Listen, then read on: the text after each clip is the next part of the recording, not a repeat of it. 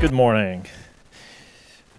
Well, I got to know Yair during his past visits to Hungary, and he's a very friendly and open-minded guy. He's very smart, and at the same time, he's also very thorough and focused. You know, and that made me understand something. Why your father keeps winning. Because just as you, he loves his people, he listens to the people, and he has a very strong vision for the future. And he keeps winning and bringing victory for Israel. And he's transforming the Middle East. So Yair, thank you, Margot, for your kind words. Appreciate it. Taking into account what happened in the past 2 years, how do you see Israel's position shifting in the Middle East? And also taking into account the security threats that Israel faced before October 7. How do you think those security threats were neutralized? First of all, I just want to say that I'm so happy to be again in Budapest, in Hungary. I feel like it's my second home. I've been here so many times, and it's such a pleasure to be here every time.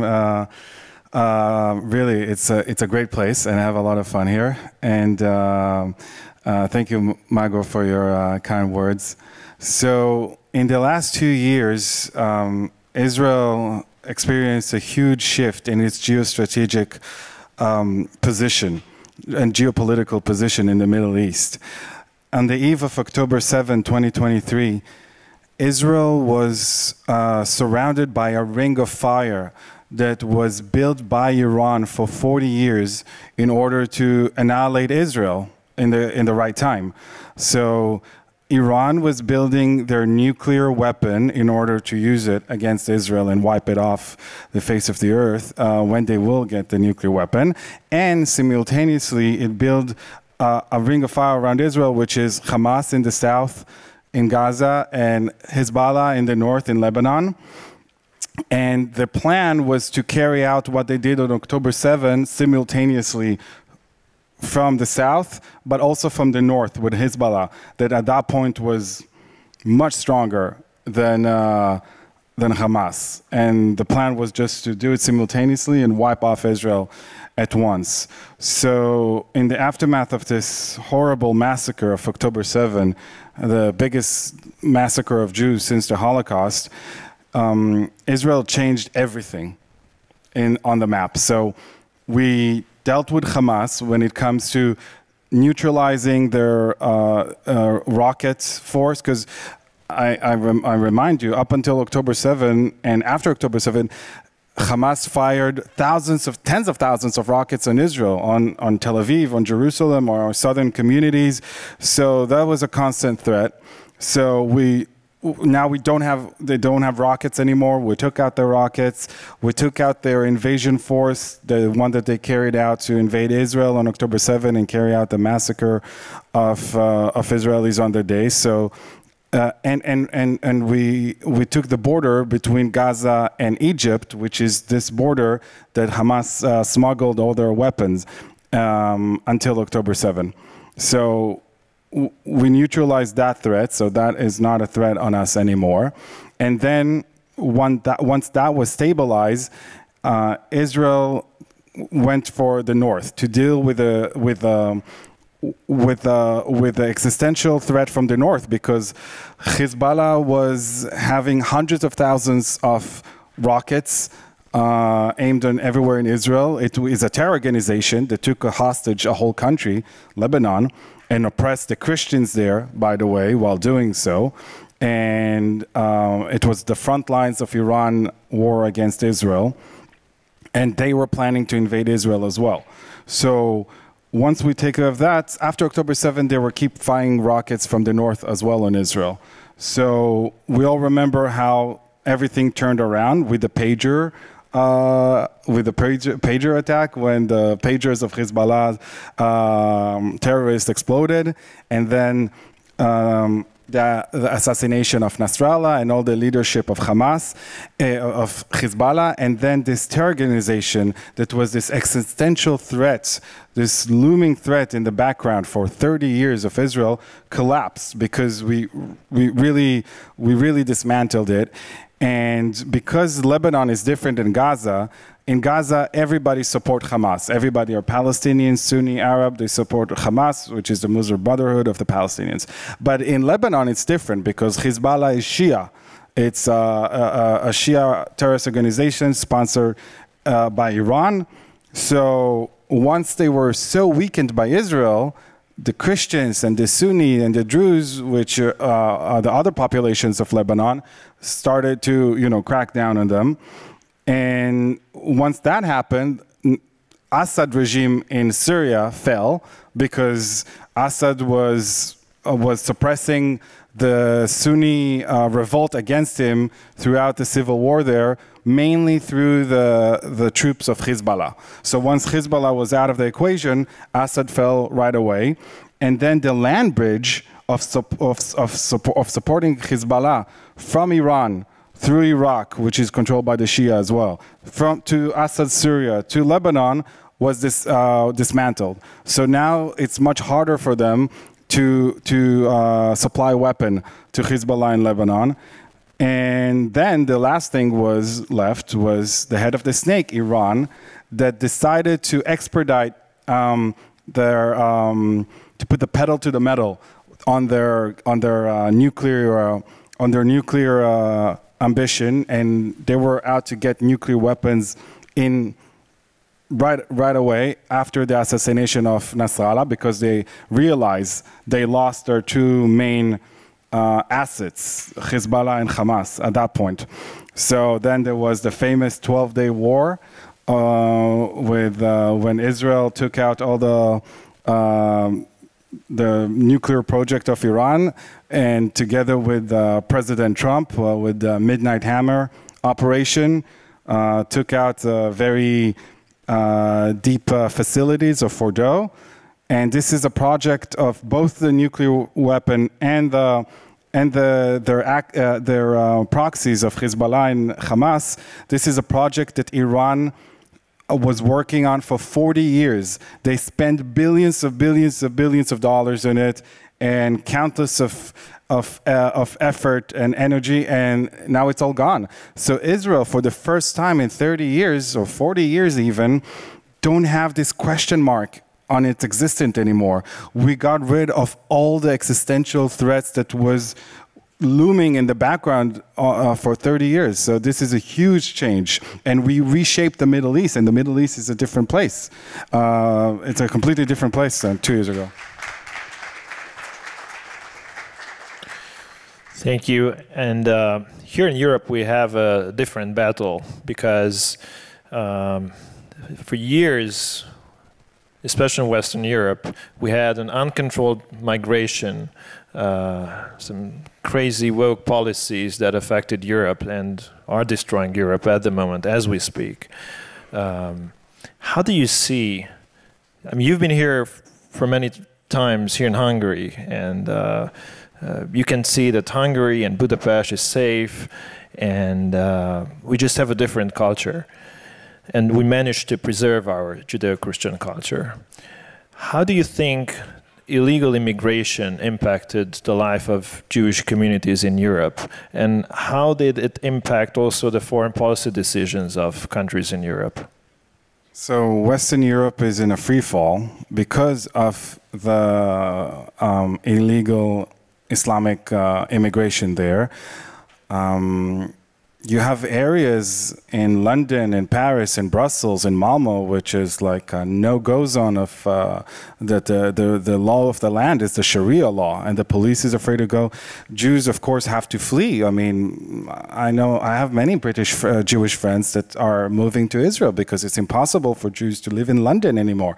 It's impossible for Jews to live in Paris anymore. But it's much bigger than the Jews, because the Jews are only the canary in the coal mine. The problem is that the local Christian populations starting to feel it's intolerable to live in their own countries, in their own cities.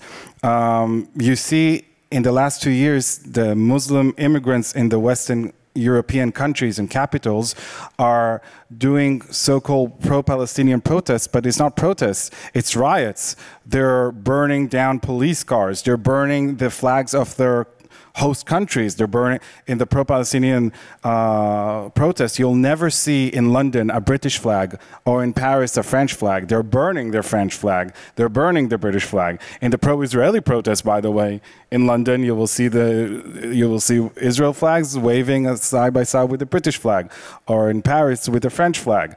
So this is a much bigger issue of a hostile takeover and replacement of the population in Western Europe. They need to deal with terrorist attacks all the time. You know, in the Christmas markets, there's almost every year there is a terrorist attack in one of the Christmas markets in France or in Germany and places like this. And this is something that Hungarians, thank God, don't need to deal with. Hungarian Jewry are, I think, the safest in Europe. They can walk around in Budapest with all the Jewish symbols, whether it's the yarmulke or Star of David necklace. Nothing will happen to them. In Paris or in London, they can get stabbed for wearing a Jewish yarmulke. And I think it's important that for Hungarians to understand that this can change in an instant. You know, the fall of Western Europe happened very quickly in the last 20, 30 years. This thing that there is areas of their capital cities that are looking like the Middle East, you know, that a local woman walking around without a headscarf, without covering her hair, is risking her life or risking getting raped because of that. So it's very important that Hungarians will remember that this is not a given, and they're very privileged and lucky to live in such a safe society, a safe country, and the European Union will try to change it. The European Union will try to do everything in its power to bring illegal Muslim immigration to this country as well. Maybe not just from the Middle East, but from the Western European countries to what they call the share the load, right? So they say, oh, we have all these illegal Muslim immigrants in Germany and France and Sweden. We cannot bring them back to the Middle East because of all our politically correctness, because whatever. So we'll send them to Eastern Europe and to countries like Hungary if they will accept them. So this is also a big question for the next half year here in Hungary, I think. We recently had a very special state visit by your father and I think almost the entire Israeli government. There's a very close bond between Prime Minister Netanyahu and Prime Minister Viktor Orban. What do you think that connects these two leaders on a personal and a political level? So first of all, it's really unique relationship between two heads of state. I would call it it's a real friendship. And we are in Israel deeply appreciative of Prime Minister Orban's support to Israel and defense of Israel in the European Union. And I think what really makes them so aligned is their mutual understanding of the danger of our common Judeo-Christian Western civilization, our common society, which is this alliance, this red-green alliance, the alliance between the radical left and Islamists that want to tear down our culture and our civilization in order to build something else on its ruins. So they understand that they're intellectually aligned and see eye to eye the geopolitics and nature of the world. Why do you think so many Christians look at Israel? Why do you think Israel is important for the US and for Europe? So first of all, as you all know, Israel is the birthplace of Christianity, of Jesus. When the holy city of Bethlehem was ruled by Israel up until the 1990s, the Christian population of the city was more than 80%. And when now, after 30 years after we gave the control of the city to the Palestinian Authority, the Christian population went down to 10% because of the persecution of the Palestinian Authority against Christians. Israel is the only safe haven for Christianity and Christians in the Middle East. Everywhere else in the Middle East, Christians are being ethnically cleansed whether it's in Iraq or Syria. They're being persecuted and forced to leave. The only country in the Middle East where the Christian population is increasing and not decreasing is Israel. Israel is the front line of Western civilization battle against barbarism and radical Islam. And if Israel falls, it's not going to be the end of it. Their real target is world domination. And it's takeover of Europe, as kind of already happening in Western Europe, and eventually the big Satan, America. So this is a civilization crash. And it's in the interest of the West to stand with Israel, because we're doing, there was a time there was a saying of the German chancellor when there was a 12-day war with Iran on June. He said, Israel is doing the dirty job for us. And it's very true. Israel is dealing in the Middle East with all the problems that if we won't deal them in the Middle East, it will reach to Europe and to America. And as a last question, there's a very bad example on what's going on college campuses in the US and also in Western Europe. We see Islamists protesting, the woke left protesting. How do you think that can change? And what led antisemitism become mainstream on the left? So this is a serious problem in all of Western countries' higher education. You have this, again, the Red-Green Alliance, this Marxist Islamist alliance, which hatred of Israel and the Jews is just a small part of it, of a much bigger puzzle, which is hatred of the West, hatred of Judeo-Christian civilization, hatred of Christianity. When college kids in America are being brainwashed to hate Israel, they're also being brainwashed to hate America. In the pro-Palestinian riots we saw in American colleges in the last 2 years, they were burning down Israeli flags, but also burning down the American flags and saying death to Israel, death to America.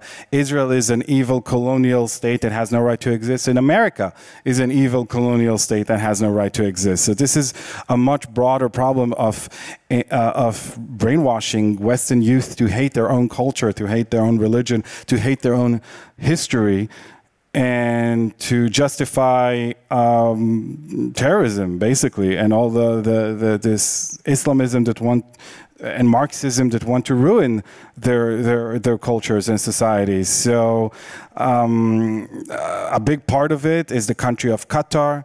Qatar is, for example, in America, is the biggest donor of American Ivy League universities. They are Islamist states, a Muslim Brotherhood ideology, which is aligned with Hamas, Al-Qaeda, Taliban, and ISIS. This is the Muslim Brotherhood ideology. So they're a big funder. You have China, which is a big funder of American universities as well. And you have a lot of progressive, woke billionaires like George Soros, who's also funding a lot of that. So this is a matter of big money coming into universities and forcing them to take this route. I'm afraid we ran out of time. So thank you so much for sharing your thoughts and perspective. And it's good to have you back here in Hungary. Thank you, Magro. Thank you. It was a pleasure. Thank you all for coming. Thank you.